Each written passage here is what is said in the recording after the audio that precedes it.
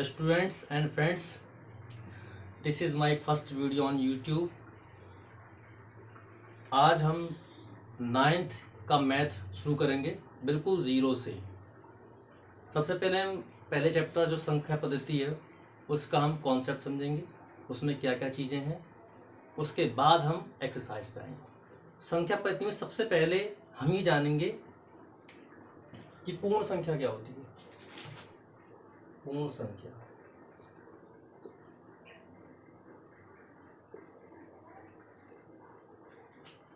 वे संख्याएं जो जीरो से शुरू होती हैं और अनंत तक जाती हैं वे पूर्ण संख्या कहलाती हैं। 0, 1, 2, 3 अनंत तक आप ले जाइए इसको, ये पूर्ण संख्या कहलाएगी। उसके बाद आती है प्राकृत संख्याएं। प्राकृत संख्या प्राकृत संख्या पूर्ण संख्या बस माइनर सा अंतर है, छोटा सा अंतर है। इसमें जीरो हट जाएगी, सिर्फ 1, 2, 3, 4 यानी 1 से शुरू होगी और अनंत तक जाएगी तो प्राकृत संख्या कहलाएगी। इसके बाद हम बात करेंगे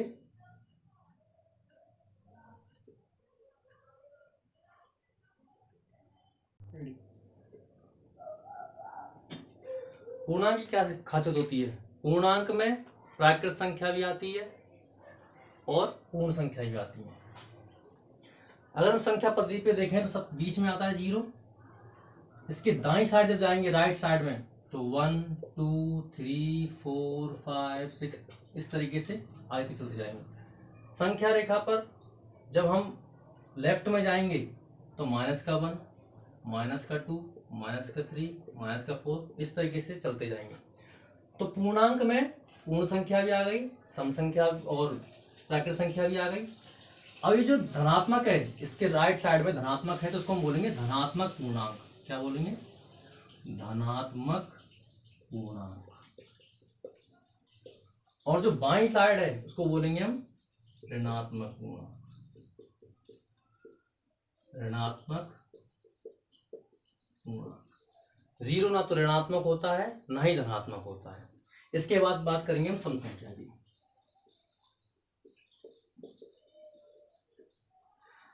ये टॉपिक बहुत ईजी है लेकिन हम फिर से रिवीजन में ले रहे हैं क्योंकि हम बचपन से वैसे पढ़ते आए हैं, लेकिन फिर भी हम ले रहे हैं ताकि हमें चैप्टर से ना कोई भी दिक्कत ना हो। अब सम संख्या की बात करेंगे। सम संख्या क्या होती है? वे संख्याएं 0, 2 से विभाजित हो जाए वो सम संख्या कहलाती है। जैसे कि 2 है, 4 है, 6 है, 8 है, 10 है, 20 है। इन संख्याओं में आप 2 का भाग देंगे तो पूरी तरीके से विभाजित हो जाएगा, सॉल्व हो जाएगा, तो इसे हम सम संख्या कहेंगे। अगला विषम संख्या।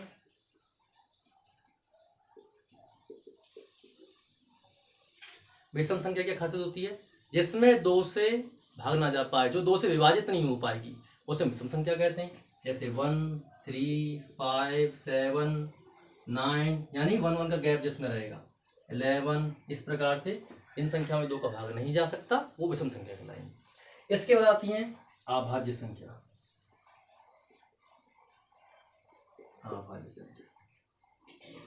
अभाज्य संख्या की खासियत होती है, अभाज्य संख्या वे संख्याएं होती हैं जिसमें या तो 1 से भाग जा सकता है या खुद की संख्या से भाग जाता है और किसी संख्या में हिम्मत नहीं है कि उसमें भाग दे। जैसे कि 2 में या तो खुद से जाएगा या 1 से जाएगा। इसी प्रकार 3, इसी प्रकार 7, इसी प्रकार 11, इसी प्रकार 13। ये वे संख्याएं सारी जिसमें सिर्फ 1 से जाएगा या फिर खुद की संख्या जाएगा और कोई संख्या इनको विभाजित नहीं कर सकती है। इसके बाद आता है भाज्य संख्याएं। भाज्य संख्या। भाज्य संख्या की खासियत होती है ये 2 या 2 से अधिक संख्याएं इसको विभाजित कर सकती हैं। जैसे कि 4 है, 4 में 1 से भी चला जाएगा डिवाइड, 2 से भी और 4 से भी। हम बात करें 2 की, इसमें सिर्फ 2 से विभाजित जा सकता है या तो 1 से या खुद से। 4 में 1 से भी जा सकता है, 2 से भी जा सकता है और 4 से भी जा सकता है, यानी जिसके 2 से ज्यादा फैक्टर हो जाए, 2 से ज्यादा विभाजित हो जाए। इसी प्रकार 8, 6 ले सकते हैं, 6 में 1 से भी जाएगा और ऊपर। इसी प्रकार 6 ले सकते हैं, 6 में 1 से भी जाएगा, 2 से भी जाएगा, 3 से भी जाएगा और 6 से भी जाएगा। तो भाज्य और अभाज्य में बस थोड़ा सा अंतर है। अभाज्य संख्या वे संख्या होती है इसमें खुद से या अपनी संख्या से भाग जाता है, और भाज्य संख्या वो होती है जिसमें दो या दो से अधिक संख्याओं से विभाजित वो हो सकता है। इसके बाद हम बात करेंगे परमेय संख्याओं की। अब हम बात करेंगे परमेय संख्याओं की, जो कि मुख्य है इस चैप्टर में। परमेय संख्या और अपरमेय संख्या और वास्तविक संख्या, ये ही इंपॉर्टेंट है इसमें। बाकी तो आप पहले ही पढ़ते हुए आए हैं, परमेय संख्या ही पहले पढ़ते हुए हैं, लेकिन अब हम इसको बेहतर तरीके से पढ़ेंगे। परमेय संख्या, परमेय संख्या की क्या खासियत होती है? परमेय संख्या वे संख्या होती हैं जिन्हें P बटे Q की तरह लिखा जा सकता है, जिसे P बटे Q की तरह लिखा जा सकता है। जिसमें क्या खासियत होती है? जहां पर Q 0 के बराबर नहीं होना चाहिए तो वो परमेय संख्या कहलाएगी। उदाहरण जैसे कि 2/3 है, 5/4 है, 6/8 है, ये सब क्या है? परमेय संख्या है। और इसमें देख रहे हैं कि यहाँ पे नीचे कहीं भी 0 नहीं है, तो परमेय संख्या कहलाएगी। अब हम बात करते हैं क्या एक भी परमेय संख्या कहलाएगी? एक भी परमेय संख्या कहलाएगी। क्यों? क्योंकि एक के नीचे हम एक अपनी तरफ से लगा सकते हैं। क्या 0 भी परमेय संख्या कहलाएगी? बिल्कुल 0 परमेय संख्या कहलाएगी। क्यों? क्योंकि 0 के नीचे ही हम एक लगा सकते हैं, तो ये परमेय संख्या कहलाएगी। तो हमने परमेय संख्या सीखा। अब हम बात करेंगे अपरमेय संख्या की।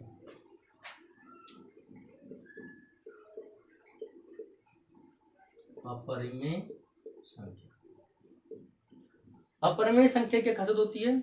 अपरमेय संख्या की क्या खासियत होती है? अपरमेय संख्या वे संख्या होती हैं जिन्हें P बटे Q की तरह नहीं लिखा सकता, जैसे कि √3, √2, पाई, ये सब क्या है? अपरमेय संख्या। अगर आप √2 को सॉल्व करेंगे तो आपका कभी भी ये सॉल्व ही नहीं होगा, ये बढ़ते चला जाएगा आगे, लेकिन ये इसका आंसर नहीं आएगा। तो क्या कहलाएंगी? अपरमेय संख्या।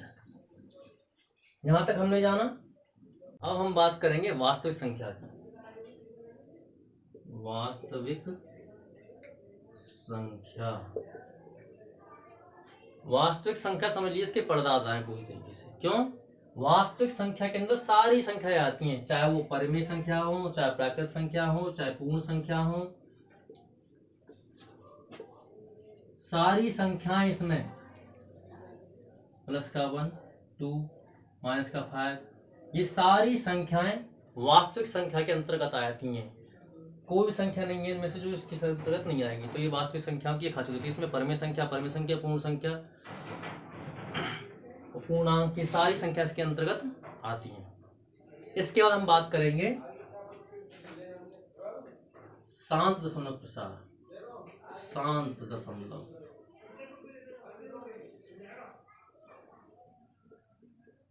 प्रसार,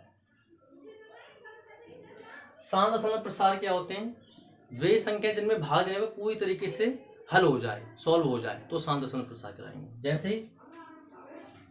जैसे हम 5 में 2 का डिवाइड करते हैं, 5 में 2 का डिवाइड करते हैं तो 2 का देंगे 5 में, 2 दूना 4, बच गया 1। अब क्या करेंगे हम? यहाँ पर 1 में तो जाएगा नहीं 2 का, तो पॉइंट ला के 0 उतारेंगे, और 2 पंचे 10। हमने देखा कि यहाँ पे शेषफल क्या आ गया? बिल्कुल शून्य है, कुछ नहीं बचा। इसका मतलब यह है ये शांत दशमलव प्रसार है। अब हम बात करेंगे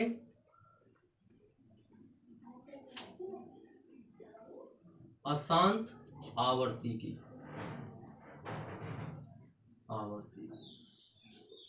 अशांत आवर्ती दशमलव प्रसार क्या है?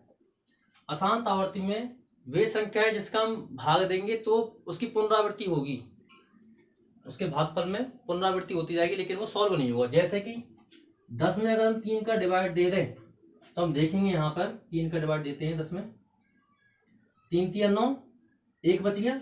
अब 1 में तो 3 का जाएगा नहीं, तो हम क्या करेंगे? पॉइंट लगा के यहाँ पे 10 उतारेंगे, फिर देंगे। यहाँ पर आपको आ नहीं पा रहा होगा वीडियो, तो मैं इधर लिख देता हूँ उसको। 10 में दे देंगे 3 का, तो हम यहाँ पे देखेंगे 10 में 3 का देने के बाद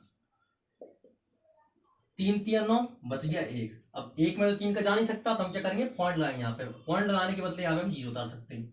फिर देंगे 3 का, 3 3 9, फिर 1 बच गया, फिर पॉइंट हमने पहले लगा रखा, फिर 0 उतार लेंगे, फिर 3 3 9, तो एक बच गया। इस प्रकार हम देखिए ये इसकी पुनरावृत्ति होती रहेगी, पुनरावृत्ति होती रहेगी। तो इसीलिए हम इसका क्या नाम रखते हैं, अशांत आवर्ती।